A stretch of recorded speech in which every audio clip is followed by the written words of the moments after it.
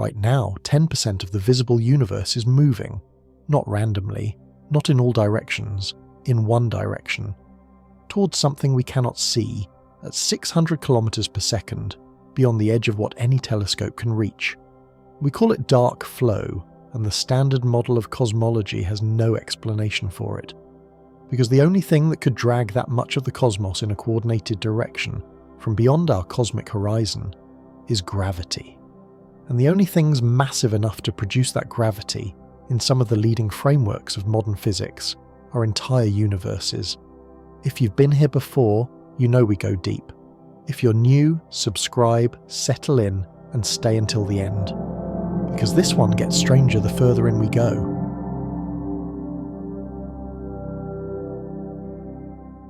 Part 1. The map of reality should not have anomalies, but it does. The cosmic microwave background is the oldest photograph we will ever take. It is a snapshot of the universe at 380,000 years old, which sounds like a long time until you realise the universe is now around 13.8 billion years old, which means this photograph captures the cosmos when it was the equivalent of about 11 hours into its first day of life, if you scale the entire history of everything down to a single human lifetime. Before this moment, the universe was an opaque fog of plasma. Photons could not travel in straight lines. Light could not exist as we know it.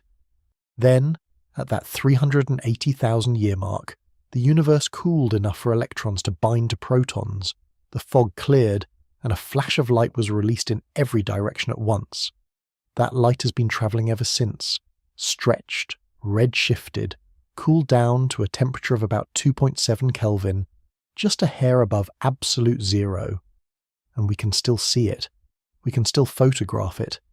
It is the closest thing we have to a baby picture of reality itself. The Planck satellite, which the European Space Agency launched in May of 2009, was built specifically to take that picture in higher resolution than anything before it. It mapped the entire sky from a stable point about 1 million miles from Earth, called Lagrange Point 2, where the gravitational pulls of Earth and the Sun balance just right for a satellite to sit relatively still. From that perch, Planck spent roughly 4 years measuring tiny temperature variations across the cosmic microwave background, fluctuations on the order of 1 part in 100,000. We are talking about differences so subtle that if you took the surface of a calm lake and wanted to represent these temperature variations as ripples, the ripples would be a fraction of a millimetre tall on a lake the size of an entire continent. That is the precision we are dealing with. That is how delicate the signal is. And the prediction from our standard model of cosmology, which we call lambda cold dark matter, or just lambda CDM if you want to sound like you went to graduate school, was beautifully simple. The early universe should have been almost perfectly uniform, with tiny random fluctuations in density that grew over time into the galaxies and clusters and voids we see today. Those fluctuations should follow a specific statistical pattern, what physicists call a Gaussian distribution, the same bell curve shape that governs everything from human height to the random motion of dust particles in a sunbeam. There should be no preferred direction, no special location, no structure on the larger scales. The sky, when you average it out, should look like a perfectly tossed handful of confetti, with no particular pattern emerging from the randomness. That is what the model predicts. That is what we expected to find. What we actually found, in a region of the sky in the constellation Eridanus, was something else. There is a patch of the cosmic microwave background, roughly 5 degrees across, which is about 10 times the apparent size of the full moon when you look up at night. And in that patch, the temperature is colder than it should be by about 70 microkelvins. Now, 70 microkelvins sounds like nothing. It is. We are talking about a temperature difference of 0.07 of a millionth of a degree. But remember, the entire range of temperature fluctuations in the cosmic microwave background is itself only on the order of 100 microkelvins or so. A 70 microkelvin dip is not a small ripple in a noisy field. It is a structural feature. It is a feature with shape, with edges, with a defined location, in a place where the model says there should be no features at all. We named it the Eridanus cold spot, and it has been giving cosmologists migraines ever since. The first observatory to spot it was the Wilkinson Microwave Anisotropy Probe, which we usually just call WMAP. WMAP launched in June of 2001 and operated for 9 years, returning data that was already hinting at this anomaly by 2004. But the resolution was not good enough to be sure. The cold spot could have been a statistical fluke, a chance arrangement of random fluctuations that just happened to look like a coherent feature. It could have been instrumental error. It could have been foreground contamination from our own galaxy. There were a dozen mundane explanations on the table, and most working cosmologists assumed one of them would eventually win out. Then Planck came along with 3 times better resolution and 10 times better sensitivity, and confirmed the cold spot was real. Same location, same scale, same depth. It was not noise, it was not error, it was a feature of the actual sky. Here is where you need to understand something important about how cosmologists think about anomalies. Small anomalies on small angular scales happen all the time. The sky is full of them. They are expected. They are even required. Random fluctuations have to produce occasional outliers, and those outliers have to be statistically distributed across all scales. But large angular scale anomalies are different. The bigger the feature, the harder it is to produce by chance, because there are simply fewer ways to make a large coherent structure than to make a small one. If you flip a coin 10 times and get 6 heads, that is unremarkable. If you flip it 10,000 times and get 6,000 heads, that is impossible to explain by luck. The cold spot is the sky equivalent of getting 6,000 heads. It is a structure on a scale where the universe should not have structure, and it is sitting there in the data, refusing to go away. Some cosmologists try to explain it through the integrated Sachs-Wolf effect, which is a phenomenon where photons of the cosmic microwave background pass through large concentrations or absences of matter on their way to us, and pick up tiny temperature shifts as a result. We will come back to that effect in a few minutes, because it is genuinely important. But for now, the bottom line is that even when you account for the integrated Sachs-Wolf effect, even when you fold in every known systematic, you cannot fully explain the cold spot. There is a residual, there is something left over, and that something is what has kept the cold spot in the news, in the journals, and in the late-night arguments of cosmologists for 2 decades now. Which brings us back to the central question I want you to keep in your mind as we go through everything tonight. If the universe is closed, isolated and built from purely random fluctuations on top of a uniform initial state, why does its oldest light contain a structure that resists randomness? Why does a model that should predict featurelessness produce a feature? Why is there a scar in the baby picture of reality? Part 2. The prediction that should not exist.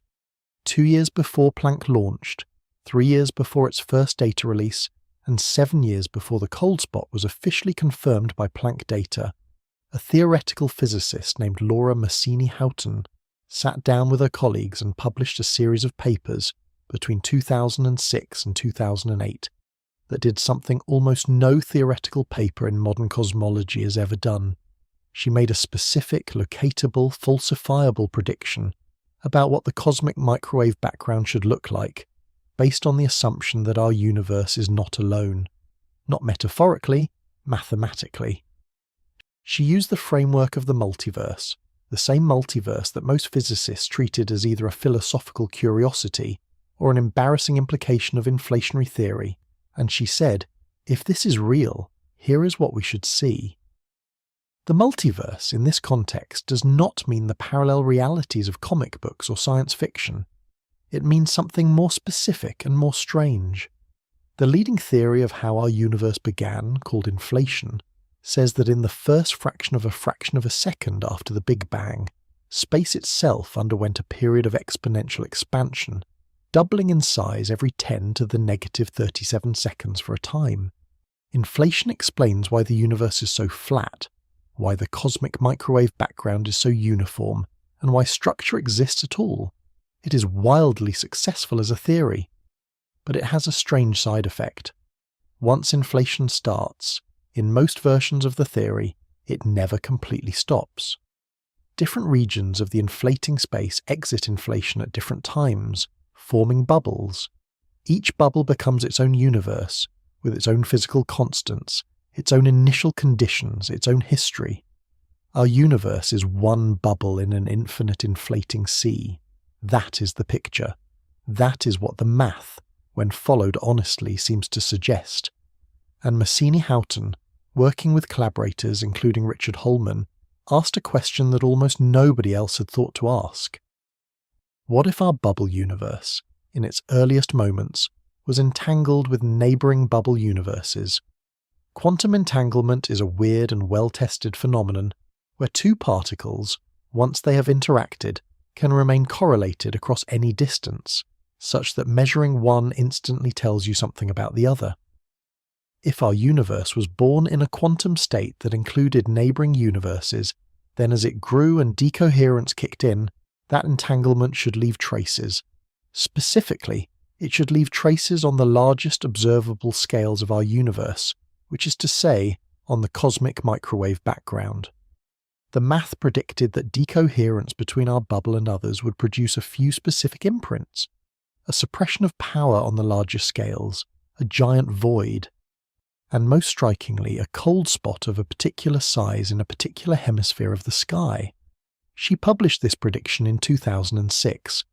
The Planck satellite was still on the drawing board. The data that would test her prediction was years from being collected, and even further from being analysed. By any reasonable standard, this was a high-risk prediction. If Planck had returned a smooth, featureless cosmic microwave background, her framework would have been falsified. If the cold spot had been in the wrong location, or the wrong scale, or the wrong hemisphere, her framework would have been wounded. She put her theory in front of the universe and asked the universe to vote on it. The universe voted. In 2013, when Planck released its first major data set, the cold spot was there. It was in the southern hemisphere, where she said it would be. It was on the angular scale she predicted. The depth was within range of what the model expected, and alongside it, there was a suppression of power on the largest angular scales of the cosmic microwave background, just as her decoherence model required. 3 predictions, 3 matches.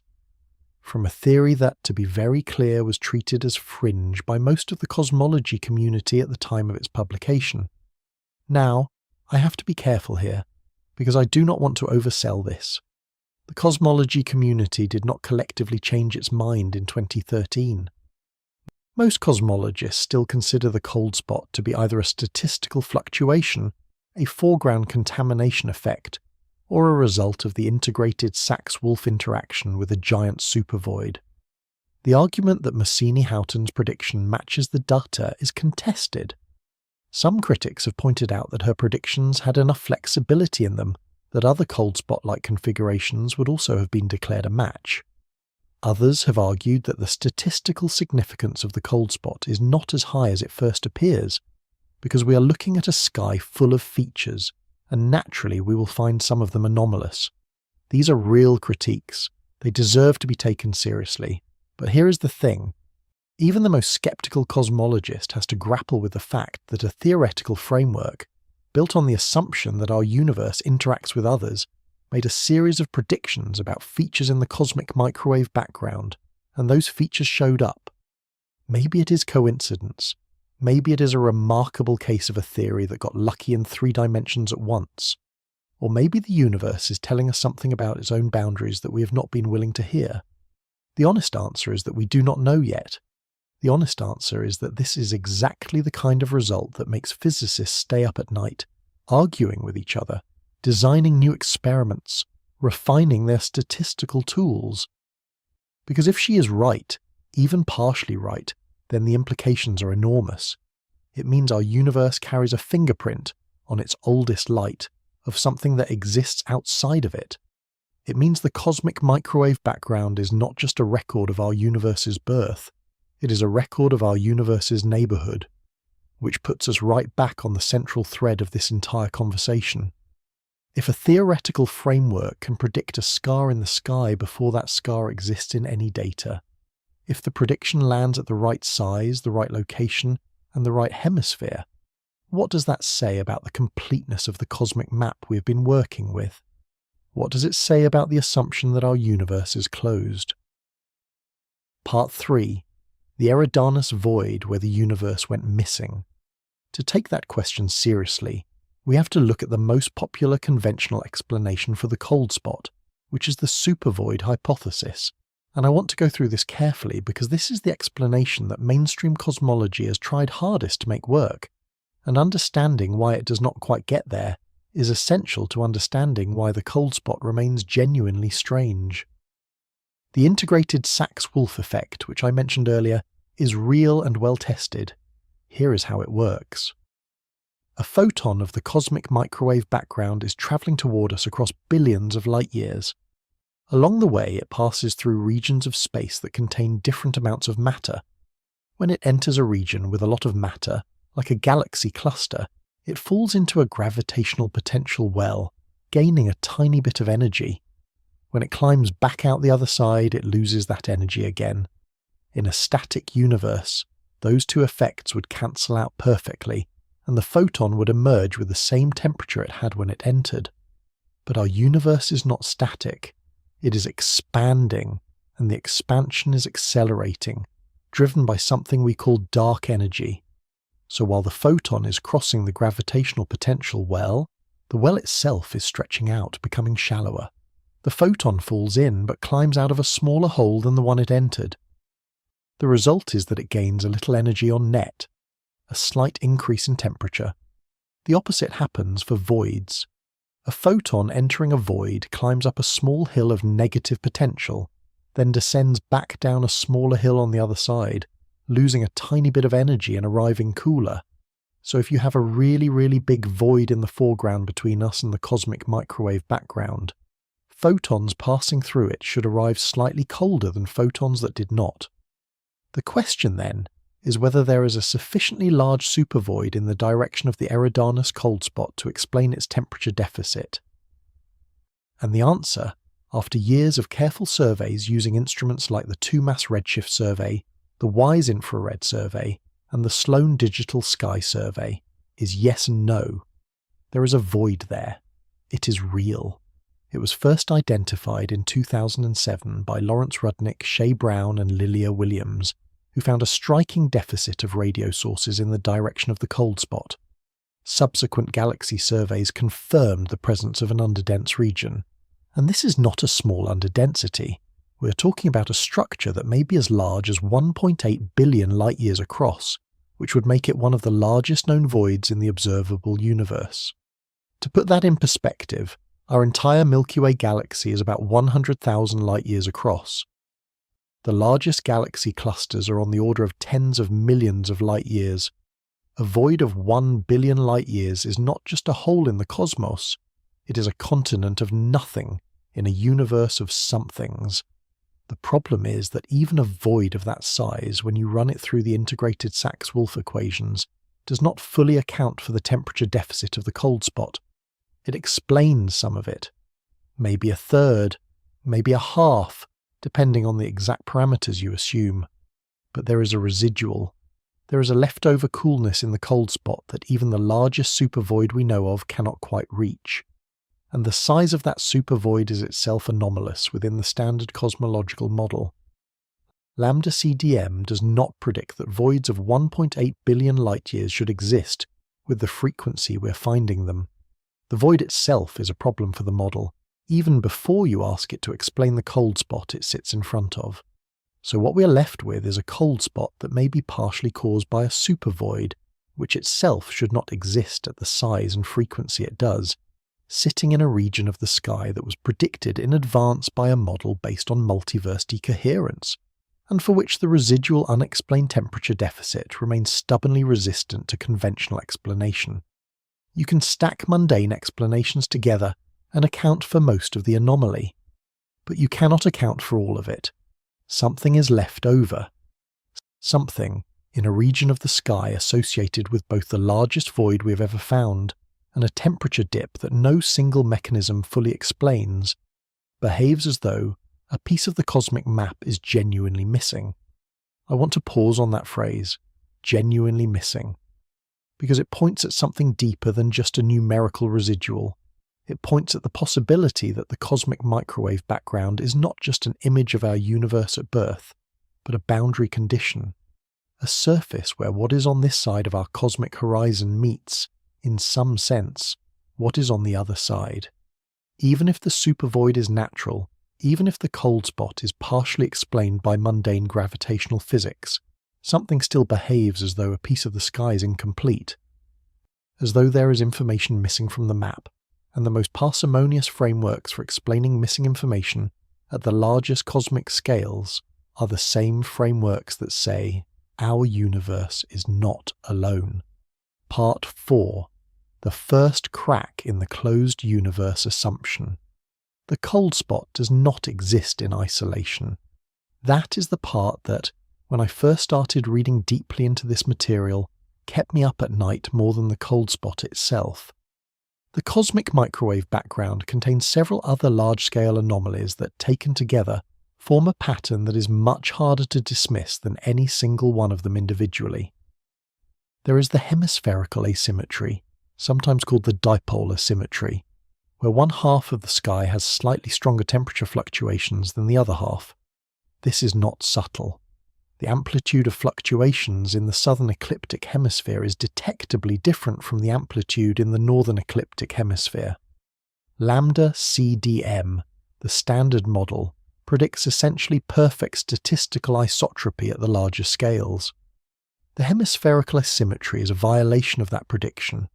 There is the quadrupole-octopole alignment, which is one of those discoveries that makes cosmologists go quiet at conferences. The cosmic microwave background can be decomposed mathematically into different angular scales, and the two larger scales, called the quadrupole and the octopole, should each have their own random orientations, completely independent of each other. Instead, when you measure them, they are aligned. Their preferred axes point in the same direction.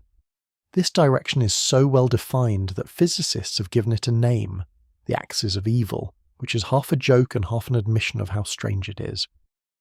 The alignment runs roughly along a line connecting our position in the cosmos to a region of the sky containing several other anomalies, including, you guessed it, the Eridanus cold spot. There is the lack of large angular correlations, where temperature fluctuations on the largest angular scales are systematically weaker than the standard model predicts. This was already noticed in the WMAP data and was confirmed by Planck. It means the cosmic microwave background at the very larger scales is too smooth, too featureless. It is as if some mechanism suppressed the largest fluctuations, or as if information was lost from those scales at some point in the universe's history. Each of these anomalies, taken on its own, is statistically marginal. You can argue that each one is just a mild deviation from randomness, the kind of thing you would expect to find by chance if you looked carefully enough at any random sky. But the combination is harder to dismiss. The probability that all of these anomalies, plus the cold spot, plus the supervoid, would occur by chance and would all happen to align in roughly the same region of the sky is very small. Estimates vary depending on how you define the alignment and how you handle the multiple comparison problem, but most analyses put the combined significance somewhere in the range of 1 in several thousand to 1 in tens of thousands. That is not a smoking gun. It is not a confirmed deviation from the standard model, but it is a pattern. It is the kind of pattern that makes serious scientists in private admit that they are no longer confident the cosmological principle, the foundational assumption that the universe is statistically the same in every direction, is exactly correct. It might be approximately correct, it might break down at the largest scales, and if it breaks down, the question of why it breaks down becomes one of the most important questions in physics. The cosmological principle is not a casual assumption. It is the bedrock on which our entire understanding of the universe rests. If the universe is the same in every direction and at every location, then the laws of physics we measure here apply everywhere, The equations we solve here describe everything, and the picture of cosmic evolution we have built holds together.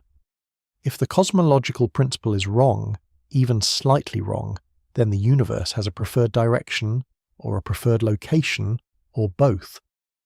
And a universe with a preferred direction is a universe that is, in some sense, embedded in something larger, something that defines that direction, something external. This is the first crack in the closed universe assumption. Not a definitive break, not a proof, a crack, a hairline fracture in the foundational assumption that our universe is alone, isolated and self-contained. And once you see the crack, you start looking for others. You start asking whether the strangeness of the cold spot is the first hint of something larger, or whether it is just a weird outlier in an otherwise consistent picture. The next part of this story is what makes that question impossible to set down.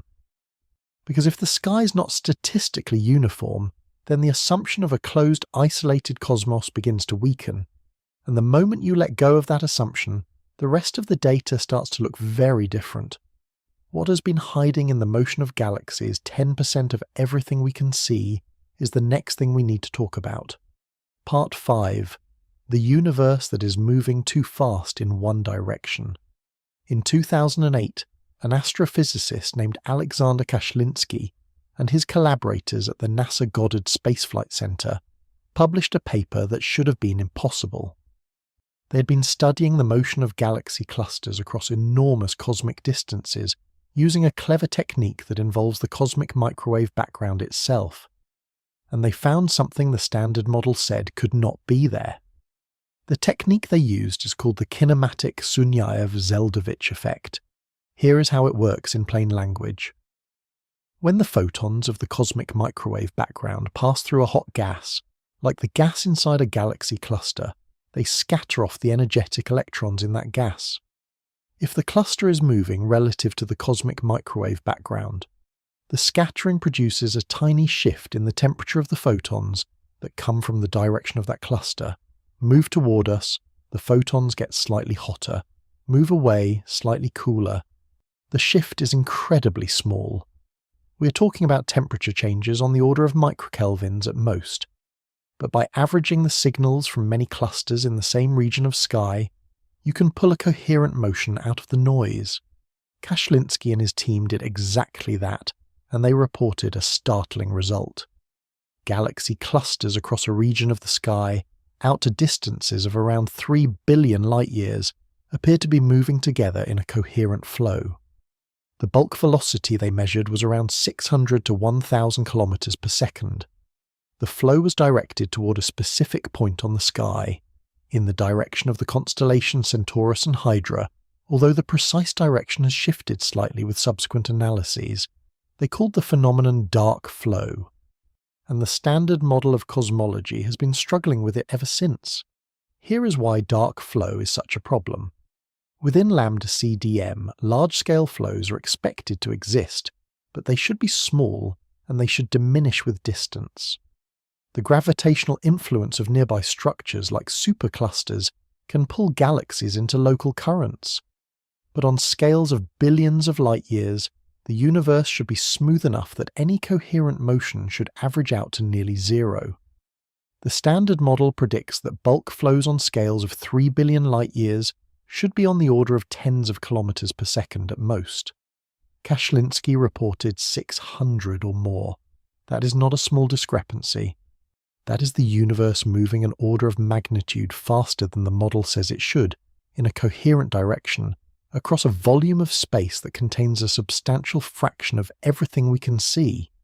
If the dark flow result is correct, then about 10% of the visible universe is being dragged towards something that is producing the gravitational pull required to coordinate the motion of galaxy clusters across billions of light-years. And here is the kicker. The direction of the flow points beyond the cosmological horizon. It points to a region of the sky where, even with our best telescopes, we cannot see what is on the other side. Whatever is pulling on these clusters, if anything is, lies past the edge of what is observable. Now, I have to be honest with you. The dark flow claim is contested.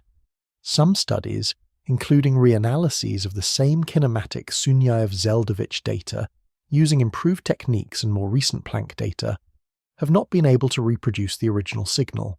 The Planck collaboration itself published a paper in 2013 suggesting that the dark flow, if it exists, is much smaller than Kashlinsky's original estimate, possibly consistent with no flow at all. Other groups have argued that systematic errors in the original analysis, such as the way galaxy clusters were selected or the way background contamination was modelled, may have produced a spurious signal. But the story is not closed. Kashlinsky and his collaborators have responded to the criticisms with new analyses that, in their view, continue to support the existence of a coherent flow on the larger scales. Independent measurements using different techniques, including studies of supernova distances and weak gravitational lensing, have produced their own hints of bulk flows that are larger than the standard model predicts, although the statistical significance and the directions are not always consistent across studies. The current state of the evidence is not that dark flow is confirmed, it is that the question is genuinely open. There may be a coherent motion at the larger scales of the visible universe, directed towards something we cannot see, with a magnitude that requires a gravitational source of enormous mass beyond our cosmic horizon. Or there may not be. The data does not yet decide. What I want you to hold on to, even if dark flow turns out to be a measurement artifact, is the implication that motivated the original interest in it. If motion persists across cosmic scales in a direction that points beyond what we can observe, it suggests influence beyond local gravitational structure. It suggests that the universe, on its larger scales, is being shaped by something outside the boundary of what we can map. And this is exactly the kind of signal that some theoretical frameworks, including those involving brane cosmology and higher dimensional gravity, would predict. The very frameworks that the cold spot prediction was built on. This is what keeps the dark flow story alive. Not the certainty of the measurement, which is genuinely disputed, but the fact that the measurement, if it is real, fits into a pattern that other anomalies are also pointing toward. The cosmic microwave background contains structures it should not contain. The galaxy clusters of the universe may be moving toward a destination we cannot see, and both findings point in roughly the same direction, on roughly the same scale, in a way that is harder to dismiss as coincidence the more carefully you look at it. Part 6. The problem with explaining it locally. To understand why the dark flow claim is so unsettling, you have to understand what kinds of motion the universe is supposed to have, and where those motions are supposed to come from. Because the universe is full of motion. Galaxies are not static.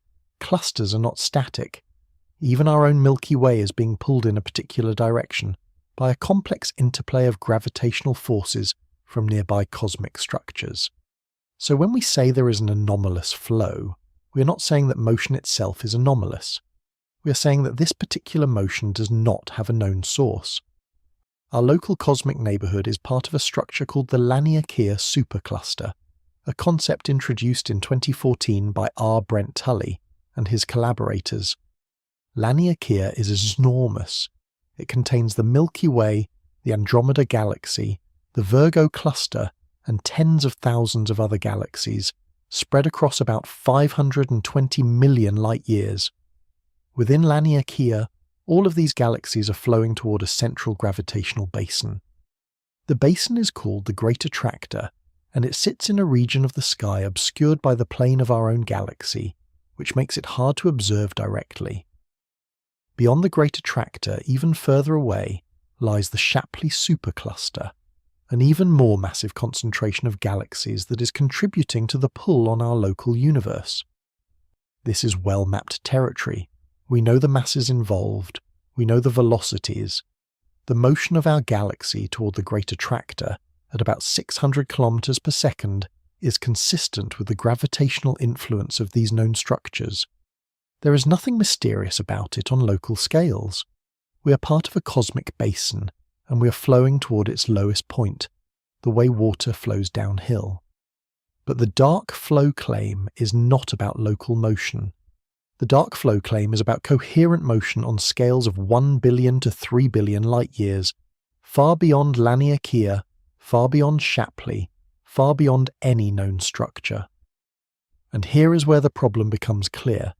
We can map the matter distribution in our local cosmic volume reasonably well out to distances of several hundred million light-years. We can identify the gravitational sources that should be producing motion, and those sources, when you add them all up, do not produce the magnitude of flow that the dark flow papers report. They cannot. The mass is not there. Not in the visible matter, not in the dark matter as we currently model it. There is a related concept called the dipole repeller, identified by Yehuda Hoffman and his collaborators in 2017, which is essentially a giant cosmic underdensity on the opposite side of the sky from the Great Attractor. The dipole repeller acts like a hill in the gravitational landscape, repelling galaxies the way the Great Attractor pulls them in. Together, the repeller pushing and the attractor pulling explain a substantial portion of the motion of our local cosmic neighbourhood. They are two halves of the same gravitational story, and they account for the local flow field very well. But again, this is local. The repeller and the attractor explain motion on scales of a few hundred million light-years. They cannot explain a coherent flow on scales of billions of light-years, if such a flow exists. The mass distribution we can map, even when we include all the underdensities and overdensities, does not produce that kind of large-scale coherence. So if the dark flow is real, the source is not in the matter we have mapped. The source is in the matter we have not mapped. Or, more provocatively, the source is not in the matter at all, but in something that is producing gravitational influence without being part of the visible cosmic web. This is what cosmologists mean when they talk about the boundary of explanation. There is a region of cosmic distance where our maps of structure simply run out. Not because the universe stops, but because we cannot see far enough or precisely enough to map what is there. And if the dark flow is sourced beyond that boundary, then by definition it is sourced by something we cannot directly observe, which puts us back on the central thread. When local gravity fails to explain motion, the source of that motion may lie beyond mapped structure. It may lie beyond the cosmological horizon entirely. And once you allow that possibility, you have already conceded that our universe is not a closed system. You have allowed that something outside its boundary may be reaching in, gravitationally, to influence what happens on this side. The cosmography of large-scale cosmic motion is still evolving. New surveys, new techniques, new data are being collected continuously. The dark flow may yet be falsified, or it may yet be confirmed. The Cosmic Flows project led by Tully and his collaborators is one of the most ambitious efforts to map the velocity field of the local universe in unprecedented detail.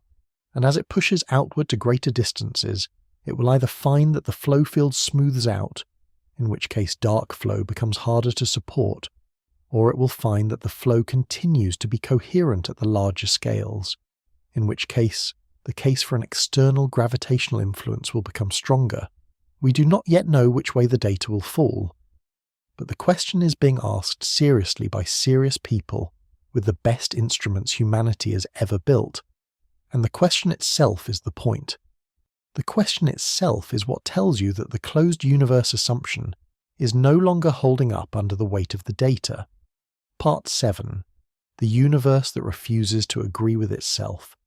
There is another kind of evidence separate from the cosmic microwave background anomalies and separate from the bulk flow controversies that has been quietly building for over a decade and has now reached a point where most cosmologists agree that something fundamental is wrong, even if they cannot agree on what.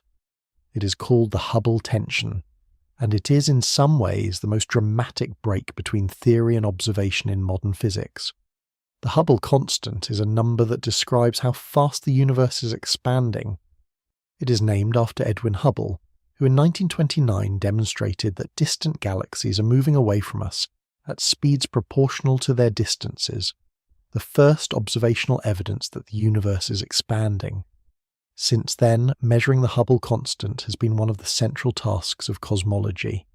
The value has been revised many times as our techniques have improved, but for most of the late 20th century the field gradually converged on a value of around 70 kilometers per second per megaparsec. That number means that for every megaparsec of distance, which is about 3.3 million light-years, the universe is expanding by an additional 70 kilometers per second. In the early 2000s, two different methods of measuring the Hubble constant were achieving unprecedented precision, and they started to disagree. The disagreement was small at first, within the error bars, easy to dismiss. But as the precision improved on both sides, the gap did not close, it grew. By the late 2010s, the disagreement had become statistically significant, on the order of 4 to 6 sigma, which in physics parlance means the probability that the disagreement is due to random chance is less than 1 in tens of thousands. The two methods are these. The first method uses the cosmic microwave background, the same Planck data we have been talking about, to infer the Hubble constant indirectly. You take the patterns in the cosmic microwave background, fit them to a cosmological model, and read out what the expansion rate must be today to be consistent with what the universe looked like at 380,000 years old. This method gives a value of around 67.4 kilometers per second per megaparsec, plus or minus about half a kilometer. The second method uses what cosmologists call the distance ladder. You start with stars in our galaxy, whose distances you can measure directly using parallax, the same technique surveyors use on Earth to measure distances by triangulation.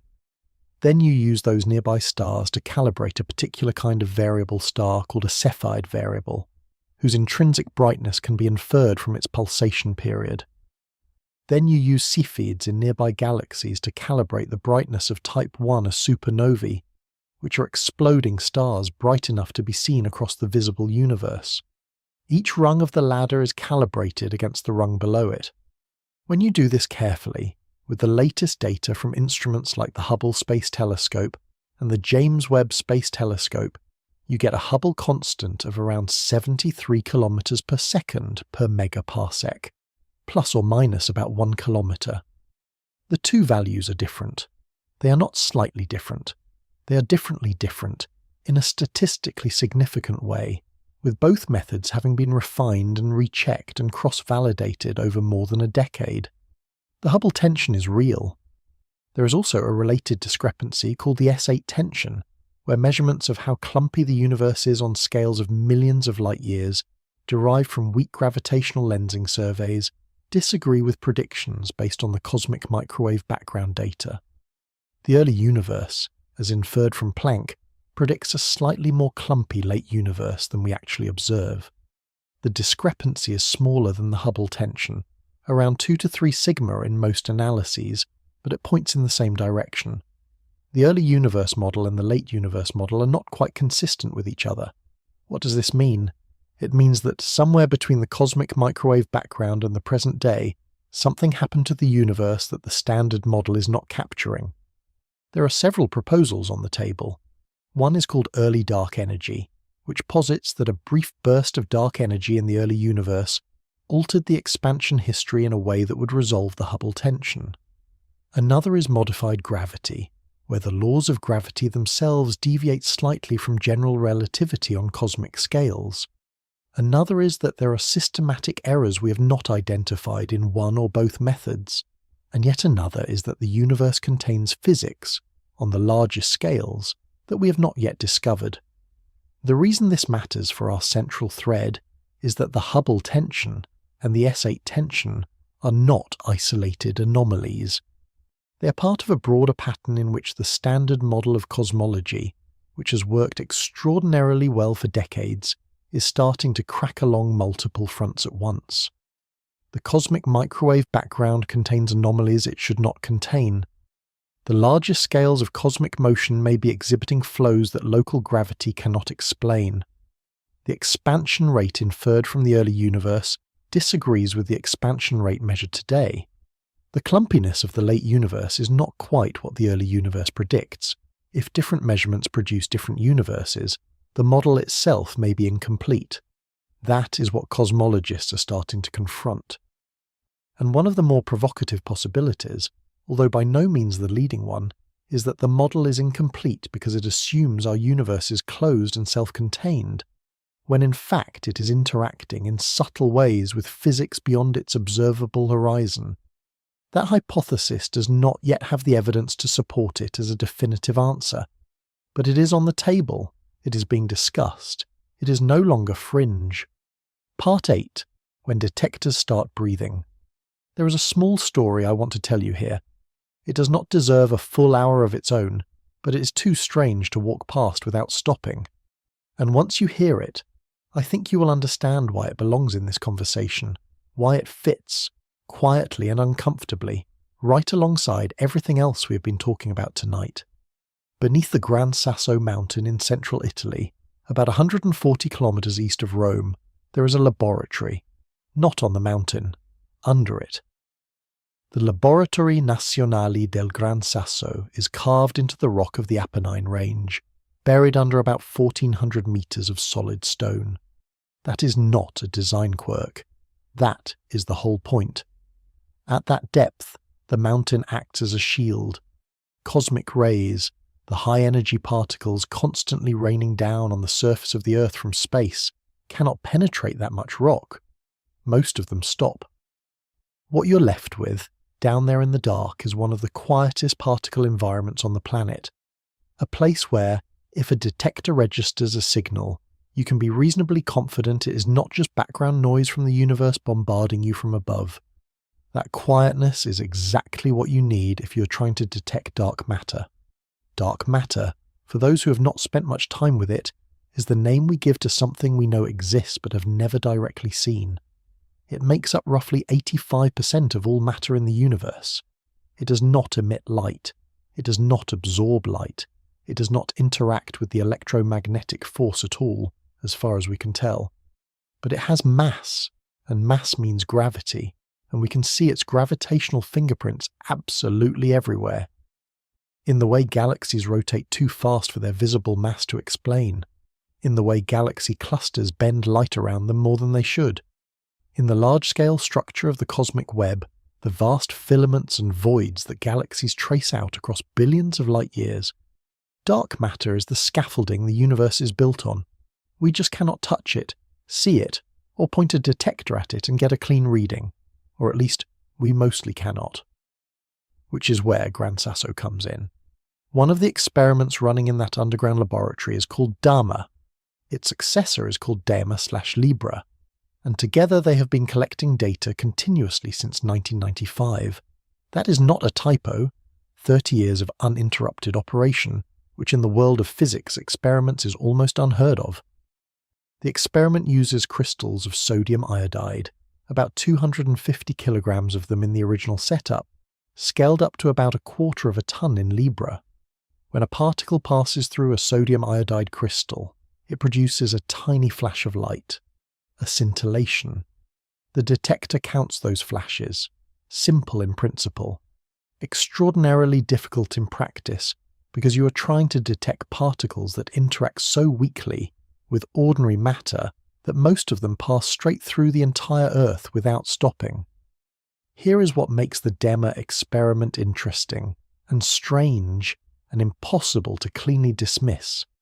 It is not just looking for flashes, it is looking for a pattern in the flashes, a seasonal pattern to be specific. And the reason it is looking for that pattern comes from a beautiful piece of physics reasoning. As the Earth orbits the Sun, and the Sun orbits the centre of the Milky Way, our planet is moving through the galaxy at different speeds at different times of year. In June, the Earth's orbital velocity around the Sun adds to the Sun's velocity around the galactic centre. We are, in a sense, running into the galaxy's dark matter halo head-on, like a boat moving into a current. In December, the Earth is moving in the opposite direction relative to the Sun's galactic motion. The current, in terms of our effective speed through the dark matter wind, is weaker. If dark matter is a particle wind, a constant stream of particles blowing through the solar system as we move through the galactic halo, then the rate at which those particles hit a detector should vary with the seasons. It should peak in June, minimum in December, with a smooth sinusoidal variation in between. This is called annual modulation, and it is one of the cleanest possible signatures of dark matter you could hope to detect, precisely because it has a known phase, a known period of exactly 1 year, and a predicted amplitude. DAMA has been seeing exactly this signal for 3 decades. Let that sit for a moment. The modulation is there. It has the right period. It peaks in roughly the right month. The statistical significance is high, around 13 sigma at this point, which in physics terms is so far beyond the threshold for a discovery that, by any normal standard, we would have already held the press conference called Stockholm and started arguing about who gets the larger share of the prize money. If this were any other field, if a medical trial returned a 13 sigma result, that drug would be in every hospital on the planet within a year. The catch, and there is always a catch, is that no other detector in the world can find the same signal. XENON1T, running in the same Gran Sasso facility, with a larger and more sensitive detector using liquid xenon as its medium, sees nothing consistent with DAMA's modulation. Its successor, LZ, one of the most sensitive dark matter detectors ever built, also sees nothing. Cosine 100, an experiment in South Korea built specifically to test the DAMA result using the same sodium iodide crystal technology so that the detector material cannot be blamed for the discrepancy, has returned results that are in tension with DAMA's claims. Aeneas, a Spanish experiment also using sodium iodide, similarly fails to reproduce the signal. The dark matter particle that DAMA appears to be seeing is invisible to every other instrument we have pointed at the sky. This puts the scientific community in an uncomfortable position. Either DAMA is detecting real physics that every other experiment is missing, for reasons we genuinely do not understand, or DAMA has a systematic error, some seasonal variation in its environment, perhaps related to temperature cycling in the mountain, radon gas contamination, muon flux variations, or some other effect we have not fully characterized, that mimics a dark matter signal with almost supernatural precision over 30 consecutive years. Most working physicists, if you press them privately, will lean toward the systematic explanation. The weight of evidence from the competing experiments is hard to ignore, but nobody has been able to prove it conclusively. The DAMA collaboration has responded to every criticism, addressed every proposed systematic, and continued to stand by their data. And the signal keeps showing up year after year, phase consistent, amplitude consistent, right on schedule. I am not telling you DAMA has discovered dark matter. The honest position is that we do not know what DAMA is seeing, but I want you to sit with the shape of the mystery for a moment, because the shape is what matters for the larger story we're telling tonight. Dark matter is 85% of all the matter in the universe. We have known it exists for decades. We have never once directly detected it in a controlled experiment. The best candidate particles, WIMPs, axions, sterile neutrinos, have each been searched for with extraordinary precision and have each failed to materialize. Every direct detection experiment either sees nothing or sees something that nothing else can confirm. And in some of the more provocative theoretical frameworks being seriously discussed by serious people, the reason dark matter is so difficult to detect is that it is not entirely confined to our universe. In models where our cosmos is a brain embedded in higher dimensional space, dark matter could be matter that lives partly on our brain and partly in the bulk, or on a neighbouring brain entirely, interacting with our world only through gravity, which is the one force that is not confined to our surface. It would be, in the most literal sense, matter from somewhere else. Matter from a universe adjacent to ours, felt here only as a gravitational whisper. That is a speculation. It is not established physics, but it is the kind of speculation that emerges naturally from the same mathematical frameworks that predicted the cold spot, that explain the hierarchy problem, that give us a coherent picture of how gravity might leak between universes. It is not a fringe idea invented to explain away a confusing detector. It is a consequence of the same theoretical structures that the rest of this conversation has been built on. And here is what ties it together. The cold spot in Eridanus sits in data that no single conventional explanation fully accounts for. The flow of galaxy clusters towards something beyond our horizon has no identified gravitational source in any matter we have mapped. The Hubble constant cannot agree with itself across two independent measurement methods, and the most sensitive dark matter detectors on the planet are returning contradictory results for a substance that makes up the overwhelming majority of all matter that exists. Each of these anomalies has a possible mundane explanation. Each one, in isolation, can be argued away. But the pattern they form together, all pointing from different directions at the same suggestion, is harder to set down the longer you look at it. The suggestion is this: the universe we have mapped may not be the complete universe. The physics we have measured may not be the complete physics, and the boundary between what is inside our cosmos and what lies beyond it may be, in some sense we're only beginning to understand, more permeable than we ever allowed ourselves to believe. The mountain in Italy keeps its secret, the detector beneath it keeps breathing with the seasons, and somewhere in the data, patient and waiting, the answer is already there. Part 9. The geometry of a hidden dimension. To take seriously the idea that something might be on the other side of our universe, you first have to take seriously a question that sounds almost childish when you say it out loud. Where would the other side even be? Think about it for a moment the way you would if someone asked you in conversation. Our universe seems to fill all of space. Every direction you look, you see more of it. Point a telescope north, south, east, west, up, down. More universe in every direction. Galaxies and clusters and filaments stretching away from us in all directions to the edge of what light has had time to cross since the beginning. There is no wall, no edge you could drive to, no border where the universe stops and something else begins. It seems, from the inside, like a closed and complete thing, like a room with no doors. So when physicists talk about other universes, when they say, with straight faces and peer-reviewed papers, that parallel realities might exist, where exactly are they putting them? This is not a philosophical question, it is a geometric one, and the answer, in almost every serious theoretical framework that allows for other universes, comes back to the same concept. Extra dimensions, not extra time, extra space. Directions of movement that are real, that are part of the mathematical fabric of reality, and that your senses have never once registered and never will. This idea is older than most people realize, and it did not start with science fiction. It started with a letter.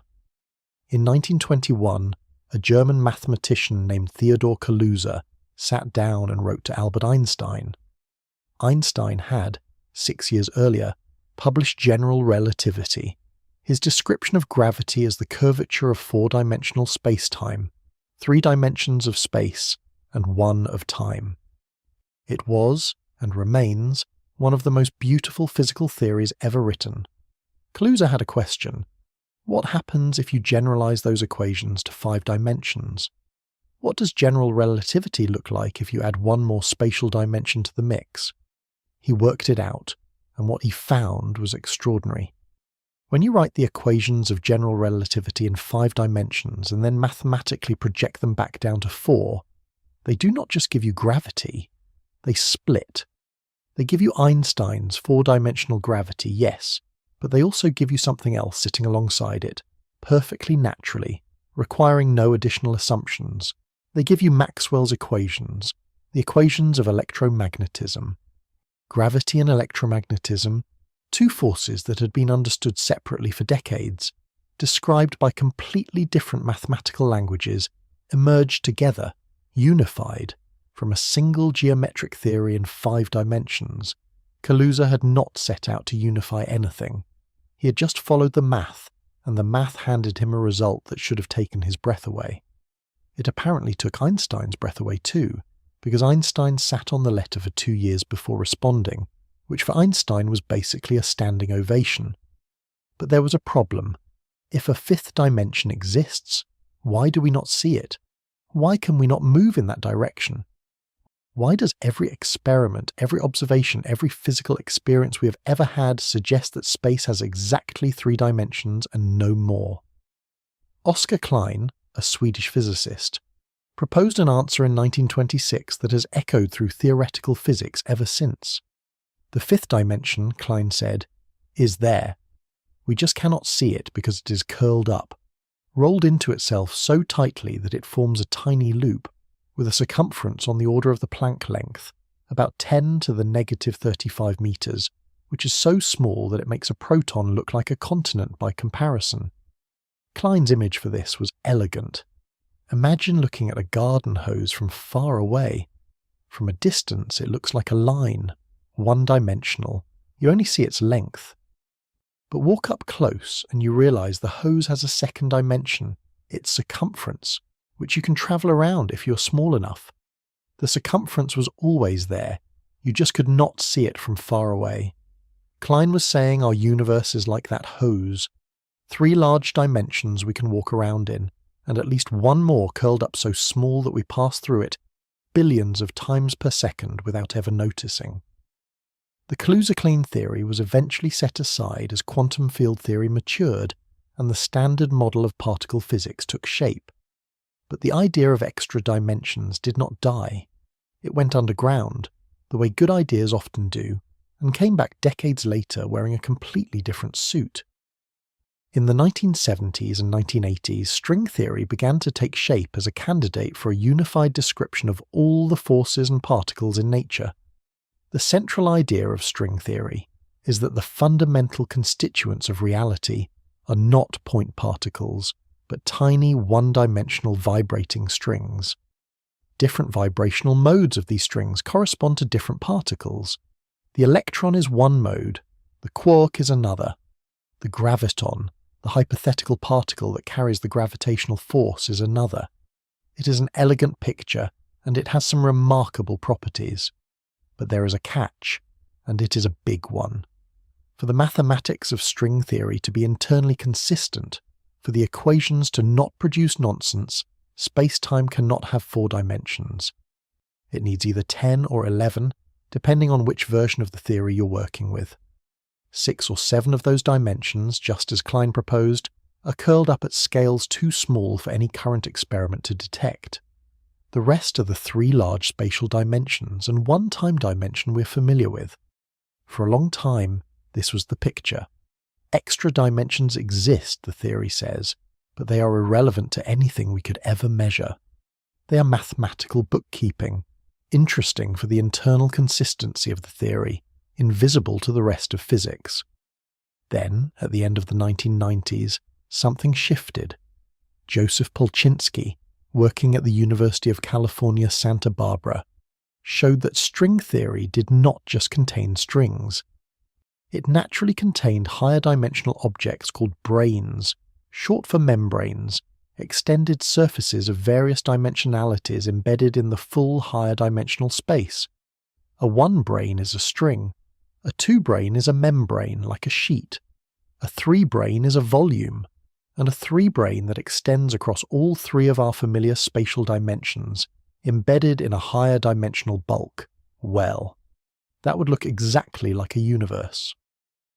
In 1999, 2 physicists named Lisa Randall and Raymond Sundrum published papers laying out exactly this picture in precise mathematical terms. In what are now called the Randall-Sundrum models, our entire universe, every galaxy, every star, every atom, every particle of light, exists on the surface of a 4-dimensional brane floating in a 5-dimensional space they called the bulk. We're not in the universe, we're on it. The way an ant is not inside the surface of a soap bubble, but on it, moving across a 2-dimensional skin stretched through 3-dimensional space. Except in our case, we are 3-dimensional beings moving across a 3-dimensional surface stretched through a 4-dimensional bulk.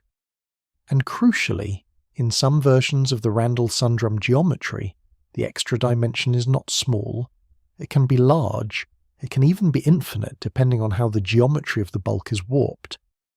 The reason we do not notice it is not because it is too small to walk through.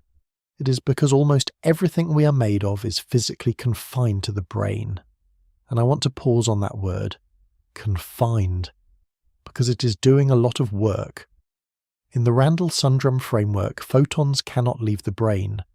The particles of light that carry every signal we have ever detected that allow us to see anything at all are stuck on our surface. Electrons, quarks, the W and Z bosons that carry the weak force, the gluons that bind atomic nuclei, all of them are confined. The standard model of particle physics, the entire catalogue of particles and forces that we have spent a century building and testing, operates exclusively on our brain. When you look through a telescope, you're collecting photons that have travelled in some cases billions of light years, but every single one of them has travelled along the brain. They cannot tell you anything about what is in the bulk. They cannot tell you whether there are other brains. They cannot even tell you that the bulk is there. Light, for all its remarkable properties, is blind to extra dimensions. There is one exception. One thing in the Randall-Sundrum models and in many other brain cosmology frameworks that is not confined to our surface. One force that does not obey the rule.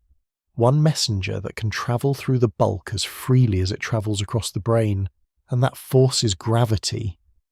Gravity in these models is a property of the geometry of space-time itself, not of the brain, but of the full higher dimensional space in which the brain sits.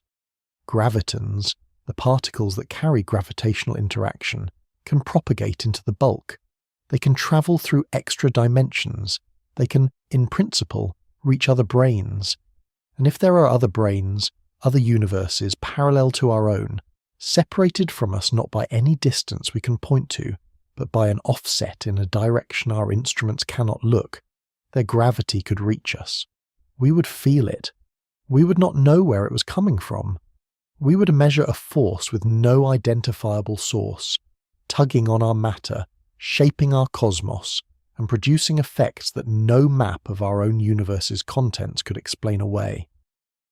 Now we have searched for the signatures of this. Experiments have tested Newton's inverse square law of gravity at sub-millimeter scales, looking for deviations that would signal extra dimensions bleeding into our measurements. So far, nothing. Particle accelerators have looked for missing energy in high-speed collisions, energy that would indicate particles escaping into the bulk. Also nothing at the sensitivities we have reached. The Randall-Sundrum models and their descendants can be tuned so that the predicted effects fall just below the current threshold of detection, which means the null results do not kill the theory. But they do not confirm it either. We are in the frustrating and fascinating middle position that physics often occupies, where the math is consistent, the theory is elegant, the predictions are real, and the universe has not yet decided to make it easy for us. What the mathematics does establish, clearly and without ambiguity, is this. If our universe is a brain in a higher dimensional bulk, then isolation is not a property of the universe. It is an assumption about the universe, a choice we make in the absence of evidence to the contrary. The closed universe, the universe that contains everything and interacts with nothing outside itself, is not the default picture that brain cosmology hands you. It is a special case. A particular and rather unlikely configuration in which our brain happens to be the only one, or in which neighbouring brains are far enough away that their gravitational influence is negligible. Neither of those conditions is guaranteed. Neither of them follows from the math. They're assumptions we've been making quietly for a century. And the quiet accumulation of anomalies we've been walking through tonight, the cold spot, the dark flow, the Hubble tension, the breathing detector beneath the Italian mountain, are, each in their own way, places where that assumption is starting to look a little less comfortable. The wall we thought surrounded us may not be a wall at all. It may be a surface, and surfaces, unlike walls, have two sides. Part 10. The one force that might cross universes. Gravity is strange. I know that sounds like a strange thing to say about the most familiar force in the universe. You have felt gravity every single day of your life. It is the reason you did not float off your bed this morning. It is the reason the moon circles the Earth instead of drifting off into interstellar space. It is the reason the early universe, which started as a nearly uniform fog of particles, slowly clumped and collapsed into stars and galaxies and the vast cosmic web of structure we see today. Of all the forces in physics, gravity is the one we grew up with, the one that feels most like common sense, the one that if you ask someone on the street to name a force of nature, they would name first. And yet gravity is, by an almost incomprehensible margin, the weakest force in existence. Not slightly weaker, not a little behind. Gravity is so much weaker than the other fundamental forces that the gap between them does not fit comfortably inside normal human intuition. Let me try to give you the number, and then give you something to hold it against, because the number alone does not land the way it should. The electromagnetic force between two electrons, the force that makes opposite charges attract and like charges repel, the force behind every electrical signal in your nervous system, every chemical bond in your body, every beam of light that has ever crossed the universe, is approximately 10 to the 36th times stronger than the gravitational force between those same two electrons. 10 to the 36th, that is a 1 followed by 36 zeros. Write it out and it takes up most of a line. Now here is the comparison. The total number of atoms in the human body, every atom in your bones, your blood, your brain, the water in your cells, is roughly 10 to the 27th. So the electromagnetic force is not just stronger than gravity by a factor larger than the number of atoms in your body. It is stronger by a factor that exceeds the number of atoms in your body by a further factor of 1 billion. Sit with that for a second. Gravity, the force you feel every time you stand up, the force shaping the entire large-scale structure of the cosmos, is so weak compared to the other forces that the ratio between them is a number you cannot meaningfully visualize. It is one of the most extreme numerical facts in all of physics, and nobody knows why. This is called the hierarchy problem, and it is one of the deepest and most embarrassing open questions in the standard model of particle physics. The standard model is extraordinarily precise. It predicts the behavior of particles and forces to more decimal places than almost any other theory in science. It has been tested in accelerators around the world, and has passed every test with remarkable accuracy. But the standard model has no explanation for why gravity is so much weaker than everything else. The masses of particles, the strengths of the forces, the scale of the Higgs boson's interactions, these are all parameters that have to be put into the model by hand, tuned to match observation. And the most extreme tuning of all, the one that requires the most uncomfortable adjustment, is the one that sets gravity's strength at roughly 10 to the negative 38 times the strength of the other forces. The model accepts the number, it does not explain it. For decades, physicists have tried to find a natural explanation for this hierarchy. Supersymmetry was one attempt, a theoretical framework that posits a symmetry between the particles of matter and the particles of force, which would stabilize the hierarchy and prevent it from running out of control at high energies. The Large Hadron Collider at CERN was built in part to look for the supersymmetric particles that this framework predicted. So far they have not appeared. The searches continue, but the most natural versions of supersymmetry have been significantly constrained by the null results. Other approaches have been tried, other frameworks proposed. None of them has yet produced a fully satisfying answer. Brain cosmology offers something different. Not a patch on the existing model, but a completely different way of framing the question. And the answer it offers is, depending on your disposition, either deeply elegant or deeply unsettling, possibly both. In the Randall-Sundrum 2 model, which Lisa Randall and Raman Sundrum published in 1999, gravity is not confined to our brain. Everything else is photons, electrons, quarks, the entire catalogue of standard model particles, all of them are stuck on our four-dimensional surface, unable to enter the higher dimensional bulk that surrounds it. But gravity is different. Gravity in this framework is a property of space-time geometry itself, not a property of the brain. Gravitons, the particles that carry the gravitational force, can propagate freely into the bulk. They are not confined. They leak out.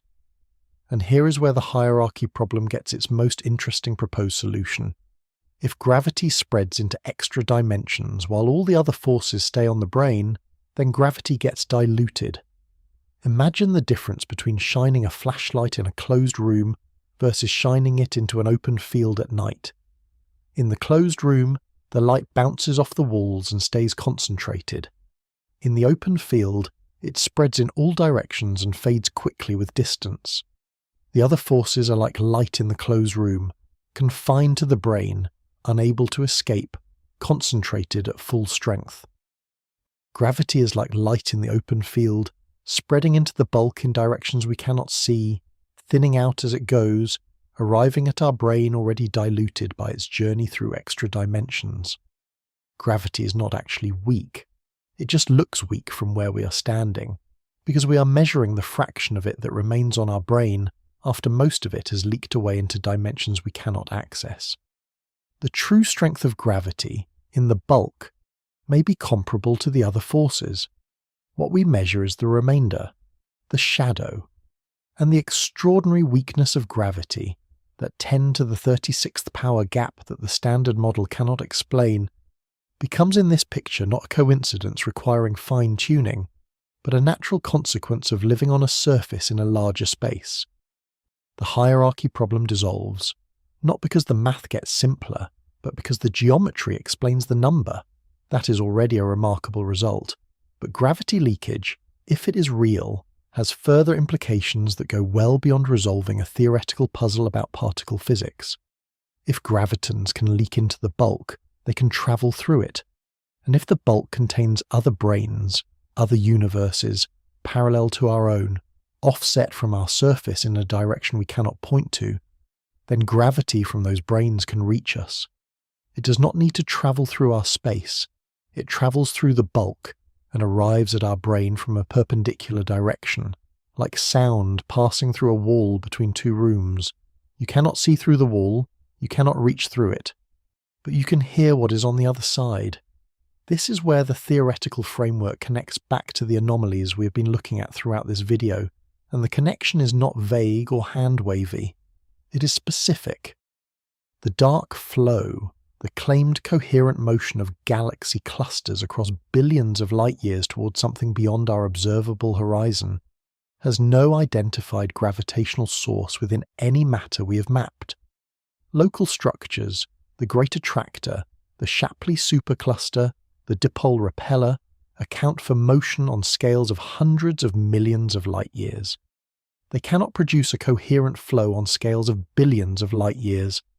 If the dark flow is real, the source has to be somewhere we cannot see. In brain cosmology, the natural candidate is a massive concentration of matter on a neighbouring brain, whose gravitational influence is crossing the bulk and pulling on our galaxy clusters from a direction our telescopes cannot detect. The pull would be real. The source would be invisible, permanently invisible because it does not emit light that can reach us, only gravity. The cold spot in Eridanus fits the same picture. In the brain cosmology interpretation, the cold spot is not primarily caused by a supervoid, though the supervoid may be contributing. It is a region of our cosmic microwave background that bears the imprint of a gravitational interaction with a structure on a neighbouring brain, an interaction that happened in the very early universe and left its mark on the oldest light we can photograph. The supervoid itself, anomalously large, anomalously empty, sitting in front of the cold spot like a partial explanation that never quite finishes the job, could in this picture be a consequence of that same gravitational coupling, a region of our universe that was gravitationally drained by something on the other side, early enough in cosmic history that the deficit has persisted to the present day. The Hubble tension, the persistent disagreement between the expansion rate inferred from the early universe and the expansion rate measured today, could, in some brain cosmology models, reflect a slow and subtle leak of gravitational energy across brains over cosmic time, gradually modifying the expansion history of our universe in ways that the standard model, which assumes no such leakage, cannot predict or account for. The math for this is genuinely complex and the models are still being developed, but the direction of the effect is consistent. These are not confirmed explanations. The mainstream view, stated plainly, is still that the cold spot will eventually be explained through the supervoid and gravitational optics, that the dark flow is probably a measurement artifact that better data will resolve, and that the Hubble tension will yield to some new physics that does not require parallel brains. That is the working assumption of most cosmologists. It is a reasonable working assumption. It is also, importantly, an assumption, not a conclusion. What brain cosmology offers that almost no other framework offers is a unified account. A single underlying mechanism, gravity leakage through extra dimensions, that could, in principle, explain the cold spot, the dark flow, the Hubble tension, and the hierarchy problem all at once. Not as separate coincidences requiring separate solutions, but as different symptoms of the same condition. The condition is that our universe is not isolated. It is a brain in a bulk, and the bulk contains neighbours, and the neighbours are heavy, and their gravity reaches us. The hierarchy problem and the cosmological anomalies in this picture are not separate puzzles. They are two sides of the same coin. The weakness of gravity is the price of living on a brain that does not keep its gravity to itself. And the anomalies in our sky, the structures that should not be there, the motions that have no local source, the tensions in our measurements that the model cannot resolve, these are not errors in the data. They are messages. Faint, ambiguous, stubbornly persistent messages from something on the other side of a wall we cannot see through. Gravity can cross that wall. It has been crossing it, if these frameworks are right, since the beginning of time. We have just not been reading the messages correctly. Or rather, we have been reading them carefully and precisely for decades. We just have not been willing to accept what some of them might be saying. Something is on the other side, and it is already pulling on us. Part 11. The Neighbour Universe Hypothesis. Brain cosmology is not the only door into this conversation. It is one door. And once you start looking, you realise there are several others, built by different people, for different reasons, from completely different mathematical foundations, and they all open onto the same room. A room where our universe is not alone, where other realities exist in some meaningful sense, and where the boundary between what is ours and what is not may be less permanent than we assumed. Each framework is distinct. They are not the same theory wearing different clothes. They disagree about the mechanism, the geometry, the nature of what lies beyond, and how, if at all, the beyond can affect us. But the conclusion they share is striking enough that it deserves to be stated plainly before we walk through each one. Every major theoretical framework in modern physics, when you follow its mathematics to its natural conclusions, predicts that other universes exist, not as a poetic metaphor, not as a philosophical gesture, as a mathematical consequence of taking the equations seriously. That convergence is either the most important fact in the history of science or the most elaborate coincidence in the history of science. We do not yet know which, but we should probably find out. Let's go through them one by one. The first and oldest framework on this list is eternal inflation. You've heard inflation mentioned throughout this video, the period of exponential expansion in the universe's first fractions of a second, during which space itself stretched faster than light, smoothing out the early cosmos and seeding the density fluctuations that would eventually grow into galaxies. Inflation is not fringe. It is the dominant theoretical picture of the early universe, supported by multiple lines of observational evidence, and it sits at the heart of the standard cosmological model. But inflation has a side effect that its architects did not initially anticipate, and which many of them have spent decades arguing about ever since. In most versions of inflationary theory, inflation does not stop everywhere at once. It stops in our region, our patch of space drops out of the inflationary phase and becomes the universe we inhabit. But in other regions, inflation continues. It keeps going, doubling space every tiny fraction of a second, pushing outward in all directions. And in that still inflating background, quantum fluctuations occasionally trigger local regions to drop out of inflation, the same way ours did, forming new bubbles of settled space-time, new universes, each with their own initial conditions, their own physical constants, their own histories. Our universe is one bubble. The background inflation is constantly producing more. The result, if you follow the math without flinching, is an infinite sea of inflating space punctuated by an ever-growing population of bubble universes, each one causally isolated from the others by the relentless expansion of the space between them. Most of these bubbles are forever beyond our reach. The space separating us expands faster than light can cross it, which means no signal, no particle, no graviton, nothing can travel from one bubble to another in the ordinary sense.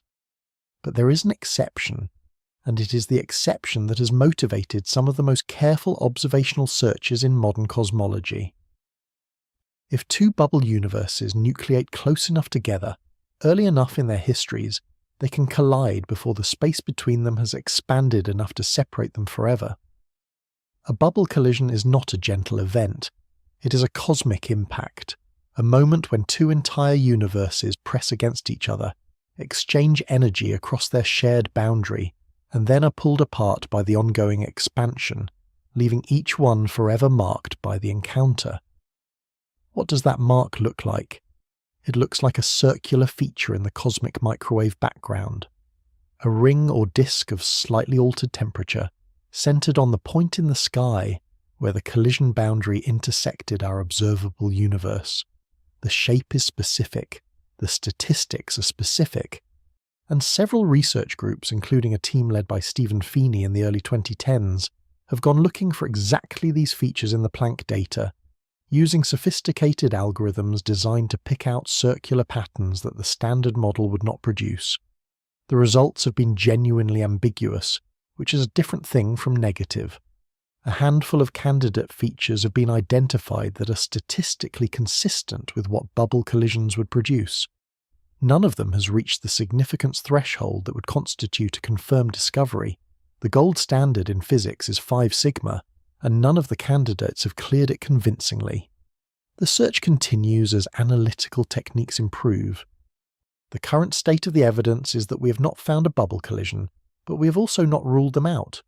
The Planck data is not clean enough, and the statistical challenges are not simple enough to draw a firm conclusion either way, which means the question remains genuinely open, which means the universe might be carrying the scar of a collision with another reality, and we might already be looking at it, and not yet be certain enough to say so.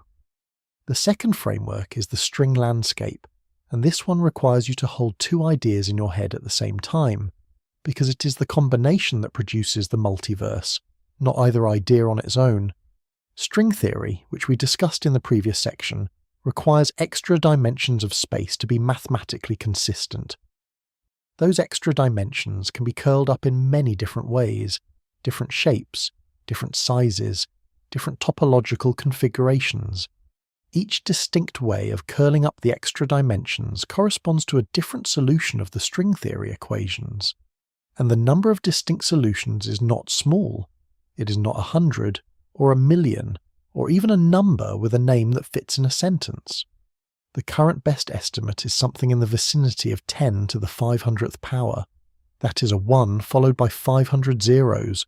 It is a number so large that if you wrote 1 0 per atom in the observable universe, you would run out of atoms before you finished writing it. Each of those solutions corresponds to a possible universe, with its own physical constants, its own electron mass, its own speed of light, its own strength of gravity, its own cosmological constant, its own laws. The string landscape is the space of all these possible configurations. Our universe, with all its specific constants and properties, is one specific point in that landscape. Now combine that with eternal inflation. If inflation is eternal, and if different bubble universes can nucleate with different initial conditions, then there is no reason to expect all bubbles to land at the same point in the string landscape. Different bubbles land at different points. Each bubble becomes a universe with different physics. The constants of nature are not universal. They are local. They describe the particular bubble you happen to be in, and the reason our bubble has the particular constants it does, the ones that allow atoms to form, stars to burn, carbon to exist, life to arise, is not that those constants were selected by some fundamental principle. It is that, out of the vast population of bubbles in the inflating sea, we are inevitably in one that allows us to exist. The others are there. Most of them are empty of anything resembling life, because their constants do not permit it. We simply cannot observe them, or be in them, or ask questions about them. This is the anthropic argument, and it is either deeply satisfying or deeply unsatisfying depending on your philosophical inclinations. What it does, regardless of how you feel about it, is convert the fine-tuning of our universe's constants from a mystery into a selection effect. The string landscape, combined with eternal inflation, turns the question, why are the constants the way they are? From a question with a single precise answer into a question about which bubble we're in among an infinite number of possibilities. Some people find that liberating, others find it a little bleak. Either way, the math does not particularly care about our feelings. The third framework is the one I find most cinematically strange, and that is saying something given the competition. It is called the ekpyrotic universe, developed primarily by Paul Steinhardt and Neil Turok in the early 2000s, with the cyclic universe model as its more fully developed descendant. And it starts from a question that sounds almost theological but turns out to be purely physical. What if the Big Bang was not the beginning? In the ekpyrotic picture, our universe is a brain, the same kind of four-dimensional surface embedded in higher dimensional space that we discussed in the brain cosmology section. But in this model, there is a second brain, parallel to ours, separated from us by a small gap in the bulk. These two brains are not static. They are moving.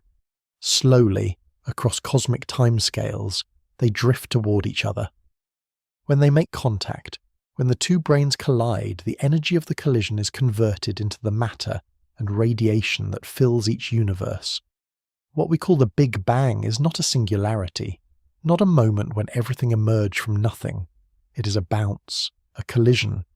Two universes pressing together and then flying apart, each one filled with the energy of the impact, and then, over trillions of years, they slow down. They drift back together. They collide again. Each collision is a new Big Bang for each universe. Each epoch of cosmic evolution, the formation of stars, galaxies, the long, slow cooling of the cosmos, is one cycle in an endless sequence. Our universe is not 13.8 billion years old in any absolute sense. It is 13.8 billion years into its current cycle. The previous cycle ended in the collision that created everything we see. The next collision is coming, on a timescale so vast it makes the current age of the universe look like a Tuesday afternoon. The ekpyrotic model makes specific predictions about the cosmic microwave background, particularly about the spectrum of primordial gravitational waves, which differ from the predictions of standard inflation. Those differences are in principle testable by the next generation of CMB experiments. The model has not been confirmed, but it has not been ruled out either.